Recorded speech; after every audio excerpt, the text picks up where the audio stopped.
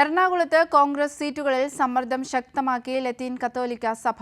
കൊച്ചി മണ്ഡലത്തിൽ മുഹമ്മദ് ഷിയാസിനെ മത്സരിപ്പിക്കരുതെന്ന് ആവർത്തിച്ച് സഭ. ആവശ്യങ്ങൾ പരിഗണിച്ചില്ലെങ്കിൽ തിരിച്ചടിയുണ്ടാകുമെന്നും സഭാ മുഖപത്രത്തിൽ മുന്നറിയിപ്പ്. അതേസമയം JB കോശി കമ്മീഷൻ റിപ്പോർട്ടിൽ സംസ്ഥാന സർക്കാരിനെ പ്രശംസിച്ചിട്ടുമുണ്ട്. സ്ഥാനാർത്ഥി ചർച്ചകൾ ചൂടുപിടിക്കുമ്പോൾ സാമുദായിക സമ്മർദ്ദമാണ് കോൺഗ്രസിന് വലിയ തലവേദനയാകുന്നത്.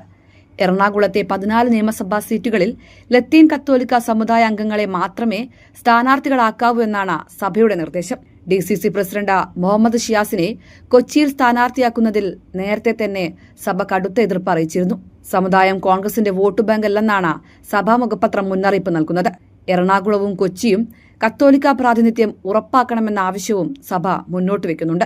ലത്തീൻ സഭാ വക്താവ് ജോസഫ് ജൂഡാണ് ജീവനാഥം മുഖപത്രത്തിലൂടെ സഭയുടെ നിലപാട് വീണ്ടും ആവർത്തിച്ചത്. അതേസമയം LDF സർക്കാർ കൊണ്ടുവന്ന JB കോശി കമ്മീഷൻ റിപ്പോർട്ടിനെ ലത്തീൻ സഭ പ്രശംസിച്ചു.